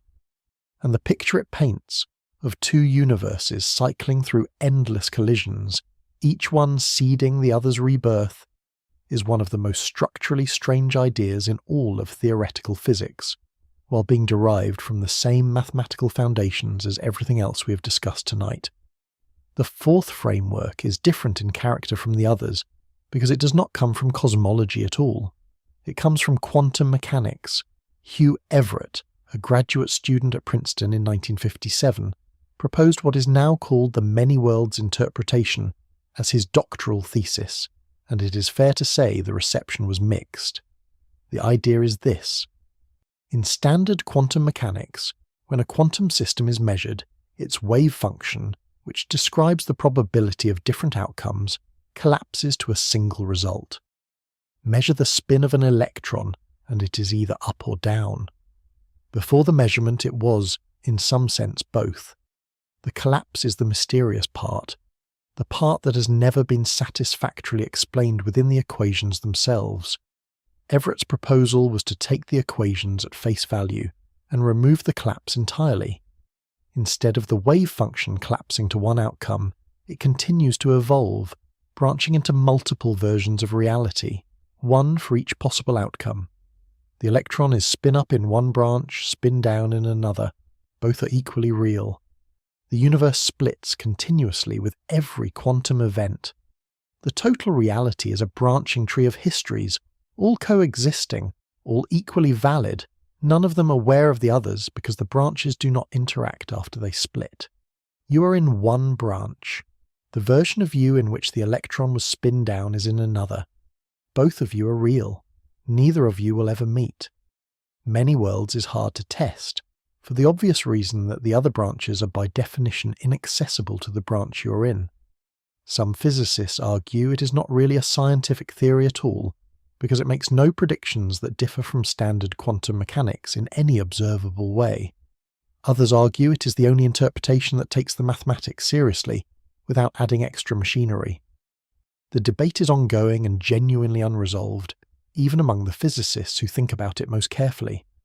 What all four of these frameworks share, eternal inflation, the string landscape, the ekpyrotic model, many worlds, is the feature that matters most for our central argument tonight. Each of them, built by different people, for different reasons, from different starting points, arrives at the same conclusion. Our universe is not the only one. Other realities exist, and in at least some of these frameworks, under at least some conditions, those other realities are not completely sealed off from ours. Their gravity can reach us. Their collisions can mark us. Their existence can shape our constants and our history in ways we're only beginning to look for in our data. These are not fringe ideas entertained by physicists who have lost the plot. Eternal inflation follows from inflationary cosmology, which is the most successful model of the early universe we have. The string landscape follows from string theory, the leading candidate for a unified theory of everything. The ekpyrotic model was developed by leading physicists at Princeton and Cambridge and is actively debated in the literature. Many worlds is advocated by serious thinkers at serious institutions and has been for 60 years. When the most mainstream, most mathematically rigorous, most observationally supported frameworks in all of physics independently converge on the prediction that other universes exist, the burden of proof has quietly shifted. It is no longer on the people who think the multiverse might be real. It is on the people who think we can safely assume our universe is alone. Maybe every one of these frameworks is wrong. Maybe the multiverse is a mathematical mirage, a ghost produced by following equations past the point where they remain physically meaningful.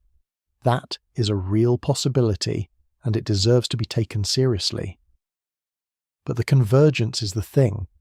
The fact that you can start from inflation, or from string theory, or from brain dynamics, or from the measurement problem in quantum mechanics, and end up in the same place, a cosmos populated by realities beyond our own, is not nothing. It is not coincidence. It is the mathematics of reality, followed carefully and honestly, arriving at a picture that is stranger and larger than the one we started with. The oldest light in our universe might already carry the bruise of a collision we survived before memory began. The search for that bruise is ongoing, and the people doing the searching are not dreamers. They are the people who built the instruments, ran the statistics, and are now sitting with data that keeps being slightly, stubbornly, persistently wrong in the same direction. If universes collide, the evidence is already out there. We're just learning how to read it. Part 12. If something is on the other side, it is already here. Let me bring all of this together now. We've covered a lot of ground tonight, and I want to make sure we land it properly, because the individual pieces matter less than the shape they make when you lay them side by side. The pattern is the argument, and the pattern, when you see it clearly, is harder to set down than any single anomaly on its own. We started, as we had to start, with light. The oldest light in the universe. The cosmic microwave background, that faint cold afterglow of the moment when the universe first became transparent, when the fog of the early cosmos finally cleared and photons were free to travel in straight lines for the first time. That light has been travelling for 13.8 billion years. It carries, encoded in its temperature variations across the sky, a map of what the universe looked like when it was 380,000 years old. It is the closest thing we have to a birth certificate for reality itself, and it should, according to every prediction of the Standard Model, be essentially featureless at the larger scales, random, uniform, the statistical equivalent of a perfectly shuffled deck of cards, with no run of suits, no pattern, no preferred direction. Instead, in the direction of a constellation called Eridanus, there is a cold spot, a region of the sky roughly 10 times wider than the full moon, where the temperature of that ancient light is anomalously low, not dramatically low. We are talking about 70 millionths of a degree in a map where the total variation is only 100 millionths of a degree. But in that context, 70 millionths is not a small ripple. It is a structural feature. It has shape. It has edges.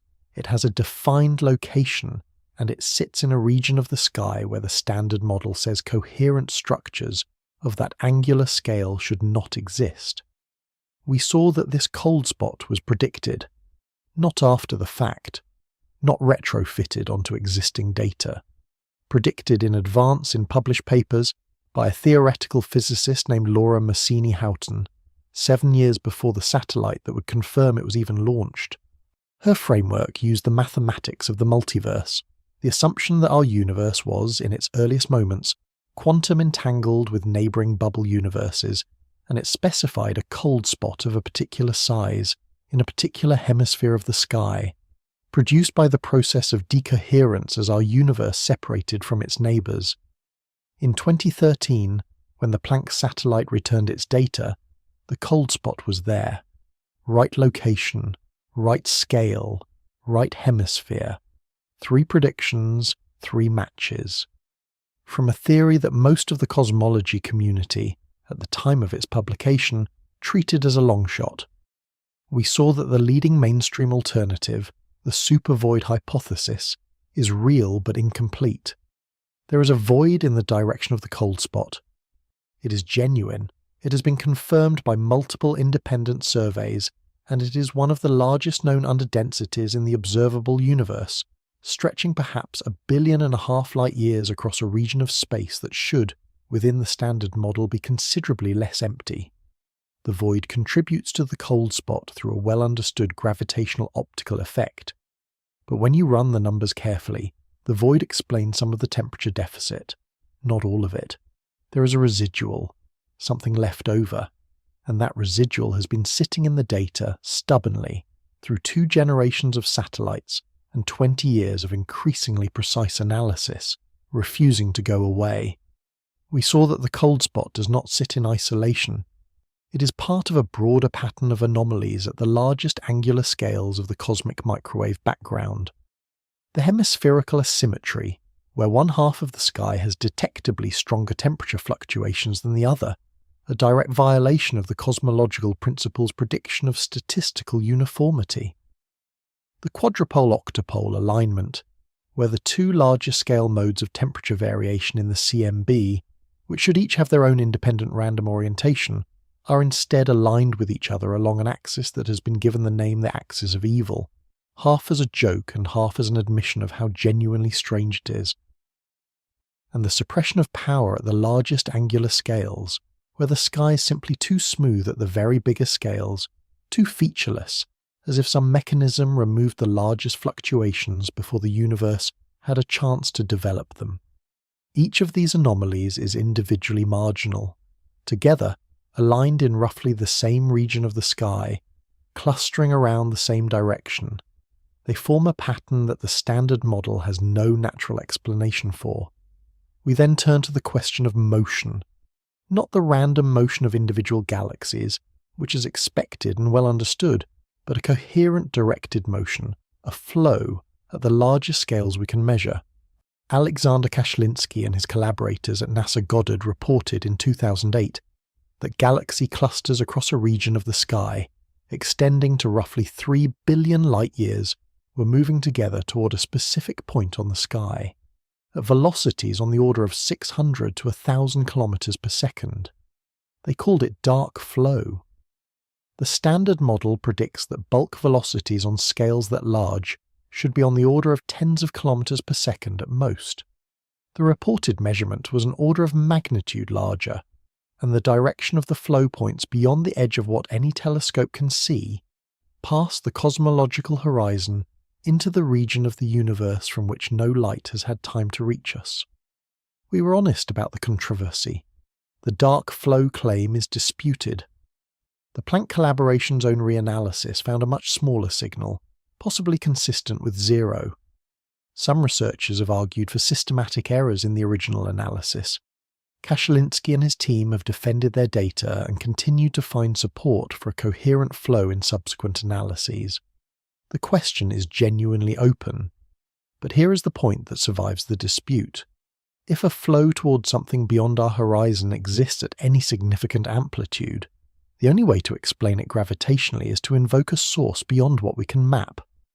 Because we have mapped the matter, distribution in our local cosmic volume reasonably well, out to several 100 million light-years.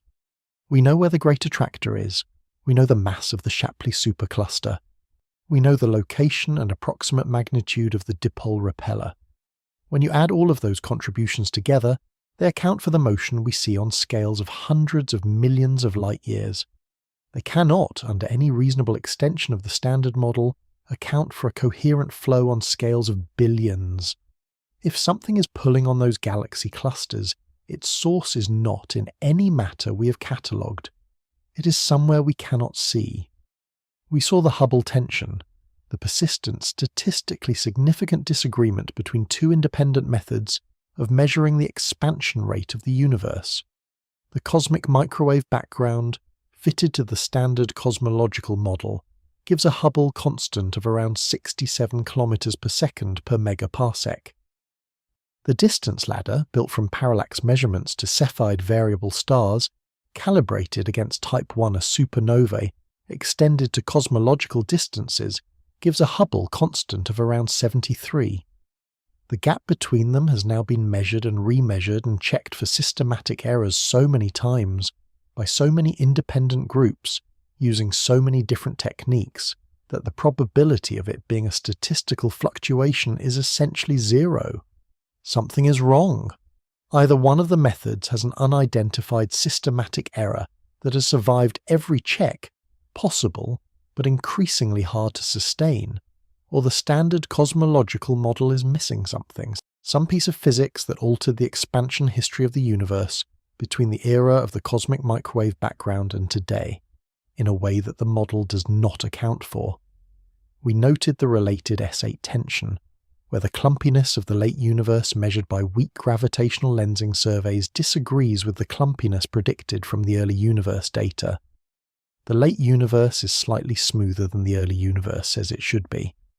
That discrepancy, while smaller in statistical significance than the Hubble tension, points in the same direction. The early universe model and the late universe measurements are not quite consistent. Something happened in between that the model does not capture.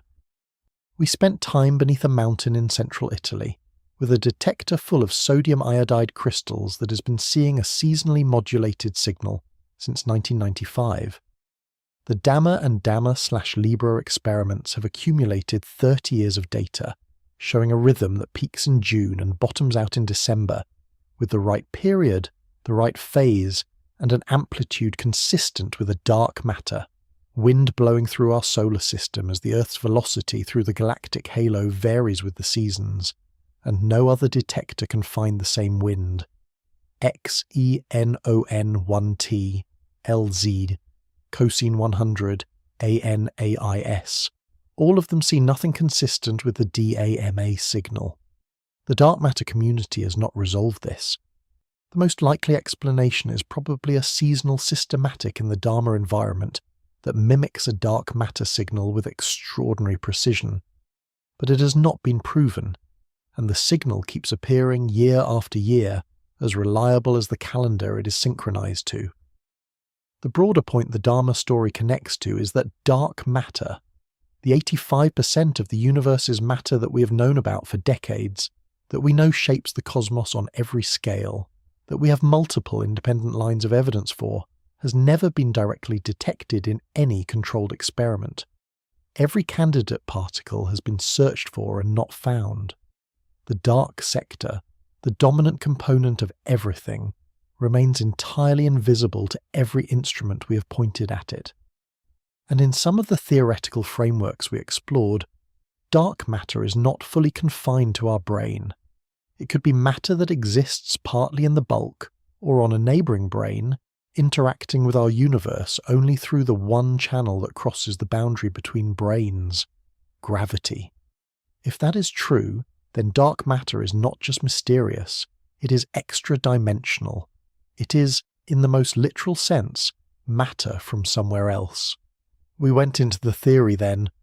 We traced the idea of extra dimensions from Theodor Kaluza's 1921 letter to Einstein, through Oscar Klein's proposal that the fifth dimension is curled up too small to see, through the development of string theory and its requirement of 10 or 11 dimensions, to the work of Joseph Polchinski on brains, and the 1999 papers by Lisa Randall and Raymond Sundrum that placed our entire universe on the surface of a 4-dimensional brain floating in a 5-dimensional bulk.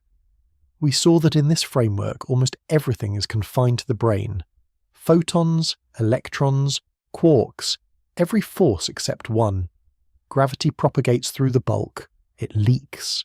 And if it leaks, it gets diluted, which gives us the most elegant proposed solution to the hierarchy problem, the question of why gravity is 10 to the 36 times weaker than electromagnetism. The answer is that gravity is not weak. It is spread thin across dimensions we cannot access, and what we measure on the brain is the diluted remainder. We saw that if gravity leaks between brains, and if neighbouring brains exist, then every anomaly we have discussed becomes potentially connected. The dark flow could be sourced by a mass concentration on a parallel brain, its gravity crossing the bulk in a direction we cannot detect. The cold spot could be an imprint of a gravitational interaction between our early universe and a neighbouring brain, a bruise from an encounter that happened before any star had formed.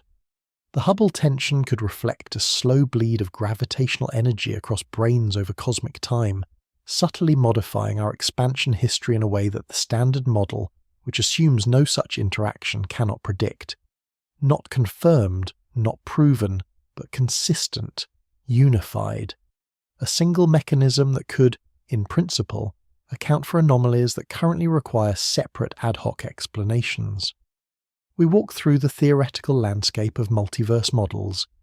Eternal inflation, where our universe is one bubble among an infinite sea of bubbles, and where nearby bubbles that collided with ours in the earliest moments would leave circular imprints in the cosmic microwave background. Imprints that have been searched for, found ambiguously in a handful of candidate features, and not yet confirmed or ruled out. The string landscape, where 10 to the 500th possible configurations of extra dimensions correspond to 10 to the 500th possible universes, each with different physical constants, and where the specific constants of our universe reflect not a fundamental principle, but a selection effect in an enormous population of realized possibilities. The ekpyrotic and cyclic universe models, where the Big Bang was not a beginning but a collision, two brains making contact, the energy of the impact seeding our entire cosmic history, the cycle destined to repeat on timescales that dwarf the current age of the universe, and the many worlds interpretation of quantum mechanics, where every quantum event branches reality into multiple coexisting histories, all equally real, none of them in contact with the others. What I want you to notice, and what I think is the most important single fact in this entire video, is the convergence. These frameworks were not built together. They were not designed to reach the same conclusion. Eternal inflation comes from cosmology. The string landscape comes from particle physics and geometry. The ekpyrotic model comes from brain dynamics. Many worlds comes from the interpretation of quantum measurement. They were developed by different communities, in different decades, for different reasons, and when each one follows its own mathematics to its own conclusions, they all arrive at the same place. Other universes exist, and in some of them, contact with our universe is not forbidden. It is inevitable. That convergence is not proof. I want to be clear about that, because clarity matters here, and the temptation to oversell this is real, and I am trying to resist it. The convergence of theoretical frameworks on a prediction does not confirm the prediction. History is full of cases where beautiful mathematics led physics down wrong paths, but the convergence is evidence of something. At minimum, it is evidence that the question is serious, that the possibility of other universes is not a fringe idea or a pop science fantasy, but a genuine consequence of the most carefully constructed theories in modern physics, and that the data anomalies we have been cataloguing, each individually explainable, collectively resistant, deserve to be looked at not just through the lens of the standard model, but through the wider lens of what the mathematics says might be out there. The standard model of cosmology is not broken. I want to say that clearly too. It is one of the great intellectual achievements of our species. It correctly predicts the abundance of light elements formed in the first minutes after the Big Bang. It correctly predicts the temperature and statistical properties of the cosmic microwave background to extraordinary precision. It correctly predicts the large-scale structure of the universe, the distribution of galaxies, the properties of galaxy clusters, the geometry of the cosmic web. On the vast majority of scales and observations, it works. The anomalies we have discussed are not the rule. They are the exception. They are the places where the model gives you an answer that does not quite match what the sky says. But exceptions matter, especially when they persist, especially when they cluster, especially when they resist the most sophisticated analytical tools we can bring to bear on them, decade after decade, with improving data and improving methods and improving understanding of potential systematic errors. An exception that goes away when you look more carefully is just noise. An exception that sharpens when you look more carefully is something else. And the anomalies we have been discussing, the cold spot, the supervoid, the hemispherical asymmetry, the quadrupole alignment, the dark flow, the Hubble tension, the S8 tension, the Gamma signal, have not gone away. They have been studied more carefully than almost anything else in cosmology. Some of them have strengthened. None of them have cleanly resolved. They are still there, patient and persistent in the data.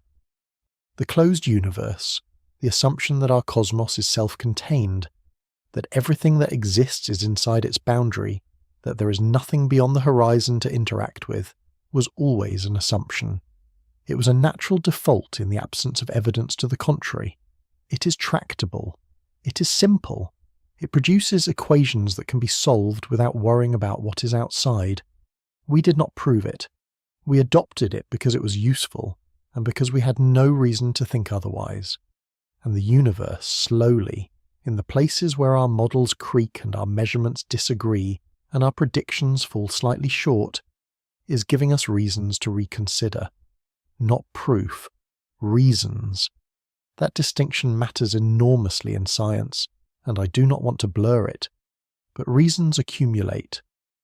And when enough reasons accumulate pointing in the same direction, from independent sources, using independent methods, across independent decades of data, at some point you have to take them seriously as a pattern, and not just as a collection of unrelated annoyances. So let me leave you with this. Go outside tonight if you can, when it is dark and the sky is clear. Find Eridanus in the southern sky. It will be low on the horizon if you're in the northern hemisphere, a long winding constellation that ancient astronomers associated with a great river. Look toward it, and hold in your mind the fact that, in that direction, the oldest light in existence is carrying a structure it should not have, a cold patch, a scar, a feature that was predicted before the instrument that found it was built, using mathematics that assumed our universe is not alone. We do not know yet what made that scar. We do not know whether the multiverse is physics or mathematics that outran reality. We do not know whether anything is pulling on us from the other side of the bulk. We do not know whether the flow of galaxy clusters towards something invisible is a measurement artifact or the first gravitational signal ever received from beyond our cosmic horizon. We do not know whether the Hubble tension will resolve cleanly inside the standard model or will require something new. We do not know, but we have stopped being comfortable in our not knowing. The data has made us uncomfortable. The mathematics has made us uncomfortable. And discomfort in science is almost always productive. It is what happens when reality refuses to fit the box you built for it, and you have to decide whether to make the box bigger or pretend the parts sticking out are not there. The parts are sticking out. They have been sticking out for 20 years, in multiple places, in the same direction, at the larger scales of the cosmos we can measure. And the frameworks that have the most to say about why they might be sticking out, brain cosmology, eternal inflation, the string landscape, ekpyrotic cycles, all point toward the same uncomfortable, extraordinary possibility that our universe is not a closed system, that it is not alone, that something in some direction we cannot register with our senses, in some framework we're only beginning to understand, is out there, and that the gravity of that something, the one force that does not stay where it belongs, the one messenger that can cross the boundary between realities, has been reaching across to us for as long as our universe has existed. If that is true, we are not at the edge of knowledge. We are at the beginning of a completely different kind of knowledge. The kind that comes when you realize the map you have been working from was drawn for a smaller territory than the one you actually inhabit. The kind that requires not just new instruments and new data, but new frameworks for understanding what it means to be a universe and what it means to be inside one. The sky is a message. We have been reading one layer of it for 100 years and calling it the whole story. The anomalies are telling us, patiently and persistently, that there are more layers, that the story is longer and stranger and more populated than the version we have been telling ourselves. Keep looking up. Keep sitting with the discomfort. Keep following the data past the point where it is comfortable, into the region where it becomes strange, because that is exactly where the most important discoveries in the history of physics have always been waiting. The universe is telling us something. We're only just beginning, for the first time, to be quiet enough to hear it.